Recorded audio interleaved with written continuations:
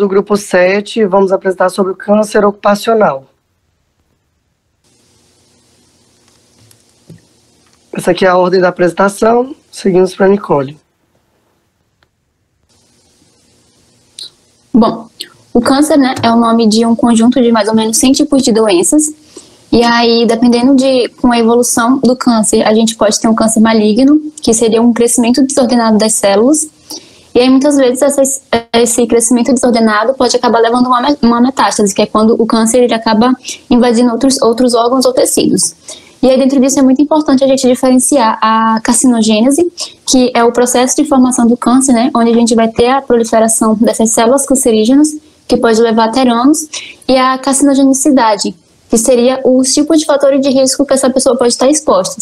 E aí, dentro disso, a gente também pode começar a falar do câncer ocupacional, que seria o câncer produzido através de uma exposição a agentes carcinogênicos. E aí, esse tipo de câncer corresponde de 2 a 4%, né, dos casos de câncer diagnosticado. E aí, ele pode ter 2 tipos de fatores de risco. Pode ser fatores de risco externos, no caso ambientais, e fatores de risco endógenos, que seriam hereditários, que geralmente eles vão estar relacionados com esses fatores ambientais.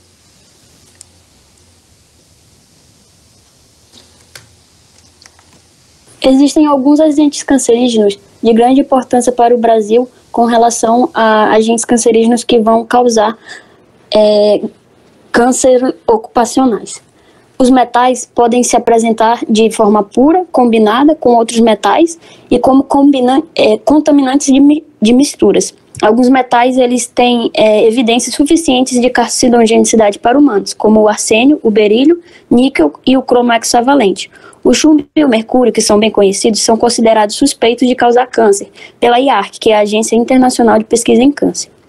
Outros agentes relevantes seriam os agrotóxicos, que no Brasil o Brasil vai ser o primeiro lugar como consumidor mundial de agrotóxicos. A população rural ela vai ser o grupo populacional mais diretamente exposto, porém toda a população pode acabar tendo um contato com essas substâncias, seja pela ocupação, pela alimentação ou pelo ambiente. Existem alguns compostos que são testados em animais e evidenciaram carcinogenicidade, como alguns derivados do enxofre e compostos formados por hidrocarbonetos aromáticos, e são muito utilizados na preservação da madeira. Outras substâncias que são promotoras de tumores são o DTT, o clordane e o lidane, que também foram classificados pela IARC. E a IARC também classificou como compostos derivados de arsênio e inseticidas que têm uma classificação como cancerígenos também. Outros agentes seriam os solventes orgânicos. Esses solventes eles são muito utilizados no Brasil, desde da indústria química até a petroquímica, e também podem ser utilizados com uso doméstico, como removedores de ceras, tintas, e também são intensamente utilizados em oficinas mecânicas de automóveis, porque eles são utilizados para retirar ali a graxa. E são misturas de substâncias que podem ser classificadas em 2 categorias. Os solventes alifáticos, entre eles a gente vai ter os diluentes de tinta, os fluidos hidrogenados e os solventes médios e solventes de borracha. E os solventes aromáticos seriam o outro grupo de solventes. Eles são provenientes do processamento das naftas, das unidades de reforma catalítica lá do petróleo. E entre esses solventes aromáticos a gente destaca o benzeno, o tolueno e o xileno. Com relação às poeiras, a gente pode ter também 2 grandes divisões, que seria com relação à sílica, que ela refere-se aos compostos de dióxido de silício e nas suas formas variadas, e aí a gente pode ter a sílica cristalina, sílica vítrea e a sílica amorfa. E também teria um outro muito conhecido, que seria o amianto. Ele se apresenta como um silicato fibroso em distintas formas químicas. No Brasil ele vai ser muito utilizado na indústria de fibrocimento e ele representa uma importante fonte de exposição associada à exposição mineral. Os formaldeídos são outros agentes cancerígenos e ele é um composto inflamável e incolor, que rapidamente se polimeriza ali em temperatura ambiente. Ele vai ser solúvel em água, álcool e alguns outros solventes polares. Eles têm grandes variedades de uso na produção de resinas industriais, são utilizados na fabricação de cola, pastas e vernizes e também em produtos de madeira. E ele é muito comumente utilizado como conservante de peças anatômicas, na patologia, na histologia e também pode ser utilizado para conservante de alimentos.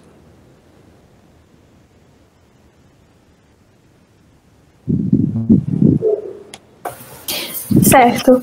Conforme evidenciado no slide anterior, né, são diversos os tipos de compostos e exposição que podem gerar os cânceres e, consequentemente, são várias as topografias que podem ser acometidas, que podem ser alvo de desenvolvimento de um câncer.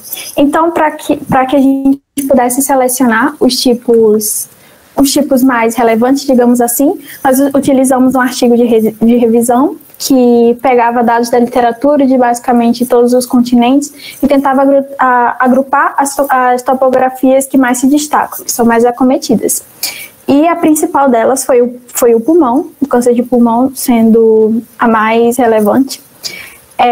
Outra também bastante importante foi a leucemia, seguido do câncer de próstata, melanoma, cérebro e bexiga também apresentaram uma boa prevalência.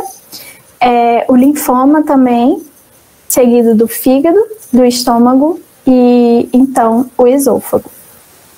Como eu havia comentado, esses são dados globais, e aí no próximo slide fala um pouco de dados nacionais, que foram fornecidos pelo INCA.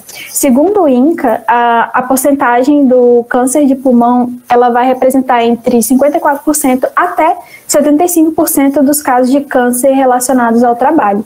Isso são dados bastante relevantes, né, que podemos perceber seria um bom direcionamento para a prevenção à questão do câncer de pulmão. Uma coisa que eu gostaria de destacar é que, apesar dos dados serem bastante recentes, eles sempre vão representar uma exposição que foi feita anteriormente, até décadas atrás, até 2 décadas atrás, devido ao período de latência, desde a exposição ao câncer até o diagnóstico. Então, apesar de ser dados recentes, eles vão acabar traduzindo a exposição de tempos anteriores, e as novas tendências de trabalho talvez se reflitam em dados nos próximos anos.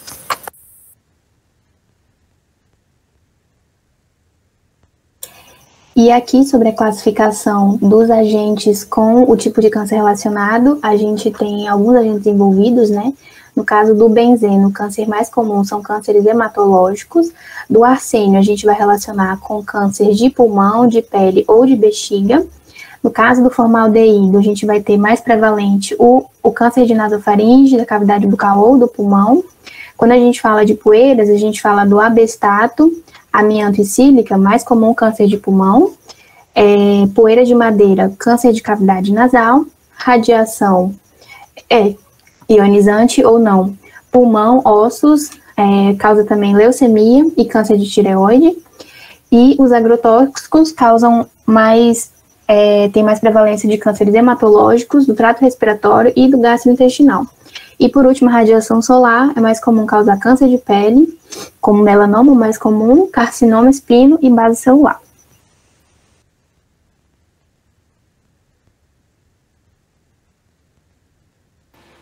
Então, agora eu vou tentar falar sobre a ficha de investigação, como é que a gente faria essa notificação. A ficha de investigação é uma ficha de notificação. Ela é dada pelo SINAM, né, que é o Sistema de Informação de Agravos de Notificação, e existe uma ficha exclusiva para câncer relacionado ao trabalho. Seria uma ficha diferente da ficha de acidente de trabalho. Então, a gente vai ter informações que seriam parecidas, né, com a outra ficha, mas teríamos campos novos que seriam relacionados ao câncer relacionado ao trabalho. Primeiro, a gente vem com a definição de caso. Vou ler aqui. Todo caso de câncer tem entre seus elementos causais a exposição a fatores, agentes e situações de risco presentes no ambiente e processo de trabalho, mesmo após a cessação da exposição. Os dados gerais do paciente, notificação individual, dados residenciais, antecedentes epidemiológicos. Aí vem aqui 2 campos, na verdade são 3 campos que são relacionados a esse tipo de câncer relacionado ao trabalho. O câncer relacionado ao trabalho, a gente precisa saber do tempo de exposição ao agente de risco, porque a gente sabe que o câncer não vai se desenvolver de hora para hora. A gente precisa de anos aí de exposição. O regime de tratamento, se é hospitalar ou ambulatorial, o diagnóstico específico, tem aqui se houve exposição nos locais de trabalho durante toda a sua vida profissional a alguns dos itens abaixo, a gente tem que selecionar quais itens que ele se expôs. O hábito de fumar, a gente precisa saber se o paciente tem o hábito de fumar e o tempo de exposição ao tabaco, porque a gente sabe que o tabaco em si ele já predispõe ao aparecimento de diversos cânceres. Então, atrelado a isso, outras substâncias só acarretariam uma piora, né? Temos a conclusão, aqui uma conclusão, último espaço. A gente precisa saber se houve outros trabalhadores com a mesma doença no local de trabalho, a evolução do caso, se terminou com óbitos, remissão, se a doença continua estável, entre outros. Essas informações complementares e observações seriam um campo para a pessoa que estiver fazendo essa investigação, ela dissertar lá qualquer informação que ela julgar necessária.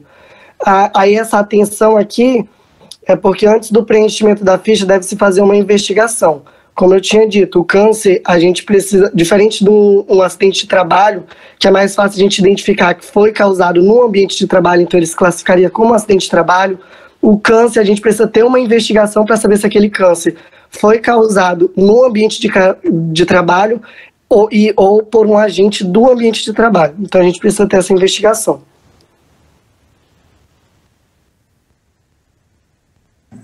Bom, vale ressaltar a importância da notificação e vigilância para conhecer, tanto para conhecer os novos casos, assim para realizar estimativas de incidência do câncer.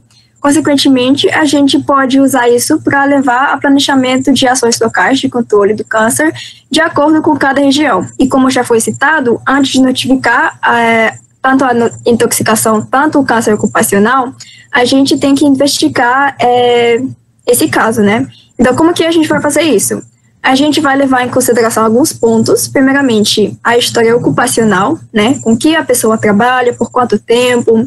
A gente vai considerar os levantamentos ambientais realizados, a existência de outros trabalhadores ou pacientes que tiveram ou têm câncer, o tempo de latência, que geralmente é superior a 15 anos, e outros fatores associados como o tabagismo, porque eles podem influenciar na carcinogenicidade das substâncias.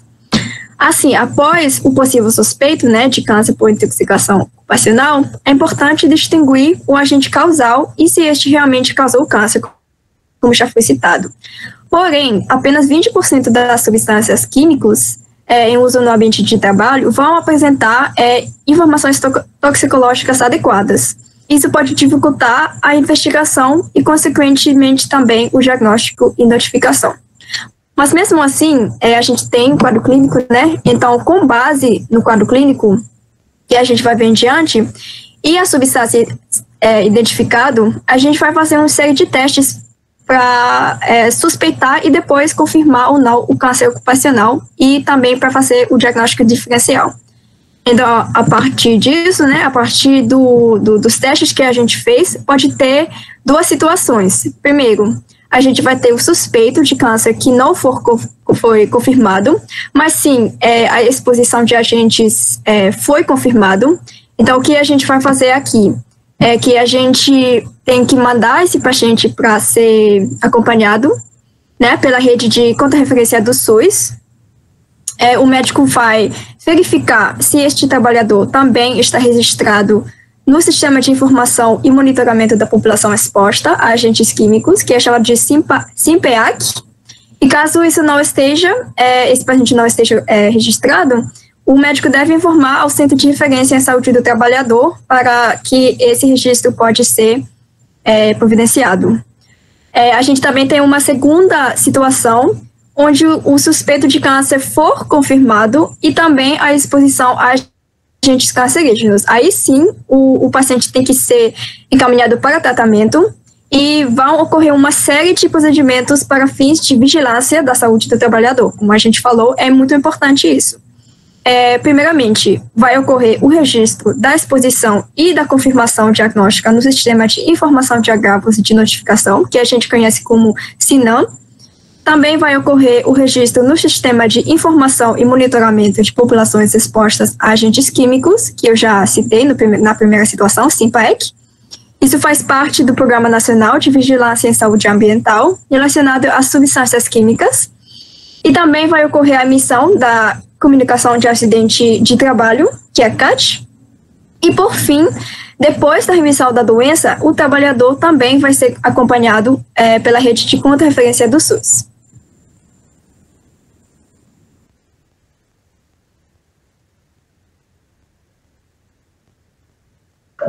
Eu vou falar um pouco sobre a classificação IARC. Essa classificação ela está dentro do manual do Ministério da Saúde, das diretrizes para a vigilância do câncer relacionado ao trabalho. Esse manualzinho do Ministério, ele traz 3 classificações, no entanto ele ressalta essa classificação IARC. O que seria esse IARC? IARC nada mais é do que a Agência Internacional para a Pesquisa do Câncer. Ela é uma agência que define os agentes cancerígenos. E essa definição desses agentes, é feita como agentes capazes de aumentar tanto a incidência de neoplasma maligno como de induzir o neoplasma benigno, fazendo com que haja uma redução de latência ou um aumento tanto da severidade quanto da multiplicidade desse neoplasma.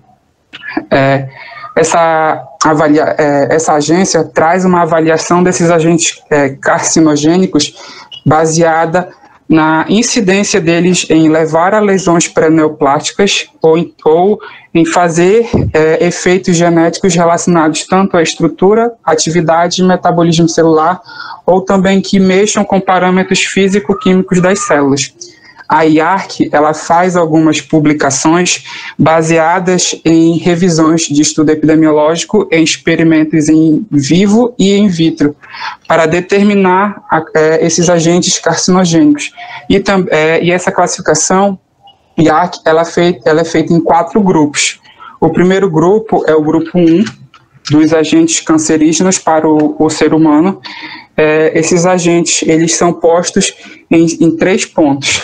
Podem ser agentes que tenham uma evidência suficiente de carcinogenicidade para humanos, pode ser que tenha evidências em humanos ou em menor grau dentro das evidências para experimentos animais, ou então são agentes que têm uma forte evidência de carcinogenicidade para humanos por seu mecanismo de câncer, vamos dizer assim, é bem compreendido. O grupo 2 é o grupo dos agentes provavelmente cancerígenos. Dentro desse grupo é colocado os agentes que têm evidência limitada em humanos e suficiente em experimentos animais, ou então que tenham evidências inadequadas em humanos e suficiente em animais. O terceiro grupo é o grupo 2B, dos agentes possivelmente cancerígenos. São os agentes que têm evidência limitada em humanos e menos que suficiente em experimentos animais, ou então que tenham evidências inadequadas em humanos e suficiente em animais. Essa divisão 2A e 2B está relacionada com o nível de evidência que esses agentes têm dentro das pesquisas, tanto no perfil epidemiológico como na análise de investigação em experimentos animais, em que o grupo 2A tem um nível maior de evidência do que o grupo 2B. O grupo 3 seria o grupo dos agentes não classificáveis como cancerígenos. Dentro desse grupo, tem os agentes que têm uma evidência inadequada para humanos ou inadequada dentro dos experimentos animais. Ou então, evidências que sejam inadequadas em humanos e suficientes em animais, no entanto, os seus mecanismos não se mostraram atuantes dentro do grupo dos humanos. Já o grupo 4 seria o dos provavelmente cancerígenos. São agentes no quais a evidência sugere a ausência tanto de carcinogenicidade para humanos como de experimentos animais.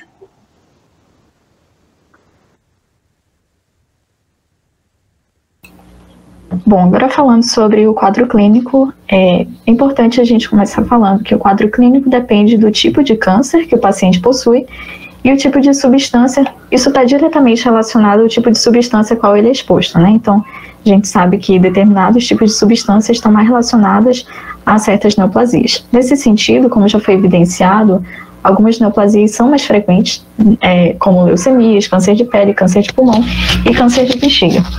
Falando um pouquinho sobre as leucemias, o quadro é bem inespecífico, então o paciente pode evoluir com astenia, mialgia, sonolência, tontura, infecções repetidas. No caso do câncer de pele, nós podemos ter lesões em forma de nódulo, que variam quanto à sua coloração, desde um rosa, partindo para um avermelhado, até colorações mais escuras, como acastanhadas, por exemplo. Elas possuem crescimento lento, porém progressivo. As lesões podem ter uma certa dificuldade quanto à regeneração tecidual. Então, aquele paciente que demora a a manifestar, né, a sua regeneração tecidual por mais de 4 semanas. Também é um sinal e sintoma importante quanto ao câncer de pele. No câncer de pulmão e trato respiratório, o que é importante? A gente avaliar o sítio de instalação. Então, se ele se restringe à periferia, inicialmente o paciente tende a ser assintomático, e conforme o paciente vai evoluindo, essa proliferação, esse câncer, ele vai cometendo estruturas adjacentes e vai causando a sintomatologia. Qual seria essa sintomatologia? Então, tosse, sibilo, ronco, dor no tórax, dispneia, escarros hemoptóicos e, enfim. E quanto ao câncer de bexiga, o quadro clínico é muito semelhante ao que a gente encontra no caso de cistite, pielonefrite. O que seria, né? Então, hematúria, disúria, uma urgência miccional, tudo isso configuram sinais e sintomas importantes na avaliação quanto à possibilidade de haver um câncer relacionado a substâncias carcinogênicas.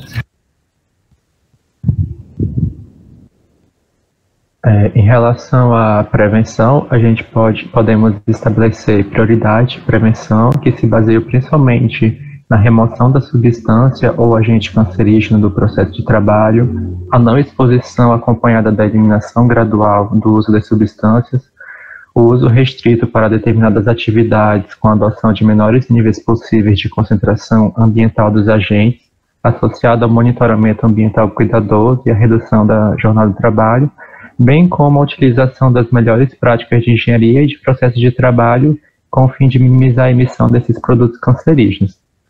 Pensando especificamente nos cânceres mais prevalentes de doença ocupacional, no caso do câncer de pulmão, o foco da prevenção seria basicamente centrar-se em evitar a exposição às substâncias que são fontes de risco. Em geral, a prevenção individual ou coletiva ela é insuficiente, além de que ela não impede que os demais trabalhadores se exponham. Dessa forma, as medidas devem ser mais voltadas para substituir o agente ou as substâncias, seriam mais adequadas para a prevenção. Naquelas situações que são extremas, quando o trabalho em qualquer parte da indústria é considerado de risco para o câncer, seria importante repensar se o produto final desse tipo de indústria é fundamental para a sociedade ou então buscar alternativas com uma melhor base tecnológica. No caso ainda do trato respiratório, especificamente no mesotelioma de pleura e peritônio, né, a prevenção estaria mais voltada para a substituição do uso de qualquer tipo de amianto como produto final ou componente na cadeia de produção de outros produtos. Em outros países isso já vem ocorrendo, em mais de 150 países isso já é uma realidade, e dessa forma a medida de prevenção mais adequada seria de fato a proibição em todo o território nacional da utilização, comercialização e extração de todo e qualquer tipo de amianto, além de que, como os resíduos de amianto podem ser extremamente tóxicos, devem ser descartados em locais apropriados. Em relação ao câncer de bexiga, a prevenção vai se basear basicamente na substituição de substâncias como a HPA, que são os hidrocarbonetos policíclicos aromáticos, e outras aminas aromáticas, que são reconhecidamente associadas a esse tipo de câncer, além de que naqueles cânceres de cavidade nasal, sinonasal, de nasofaringe e laringe, a meta geral para a prevenção do câncer seria também a eliminação do risco de exposição. E como esse câncer está relacionado principalmente àqueles trabalhadores inseridos naquelas cadeias produtivas de extração da madeira e do couro, seria importante buscar medidas tecnologicamente mais complexas para a extração desses materiais. Bom, continuando falando sobre a prevenção dos tipos mais prevalentes de câncer, a prevenção do câncer de cérebro, ela se situa principalmente na diminuição ou então a eliminação da exposição industrial a algumas substâncias como o chumbo, o mercúrio e hidrocarbonetos, ampliando também com uma intensificação de novas tecnologias que ajudem a proteger contra os riscos que esse tipo de minérios e minerais representam. Quanto ao câncer de melanoma, o foco da prevenção sempre deve ser centrado em evitar a exposição ao sol nos horários das 10 horas até as 4 horas da tarde. quando os raios são mais intensos, né? E mesmo durante o período adequado, é necessária a utilização de proteções, como chapéu, guarda-sol, óculos escuros e filtros solares, como maior fator de proteção. Quanto ao câncer de fígado, estômago e esôfago, o foco da prevenção também é a eliminação do risco de exposição, principalmente substituindo as substâncias utilizadas como matéria-prima, tipo conservante ou algum subproduto do processo produtivo e que são reconhecidamente associadas a esses cânceres. Quanto ao linfoma, também ele entra nessa lógica da prevenção, de eliminar o risco de exposição a tais agentes, né? E para as indústrias que utilizam diversas substâncias e configuram uma exposição complexa, além das tecnologias que submetem o trabalhador indiretamente à exposição a cancerígenos, as alterações tecnológicas e também deve ser usado produtos alternativos e menos tóxicos que devem se centrar no foco da prevenção.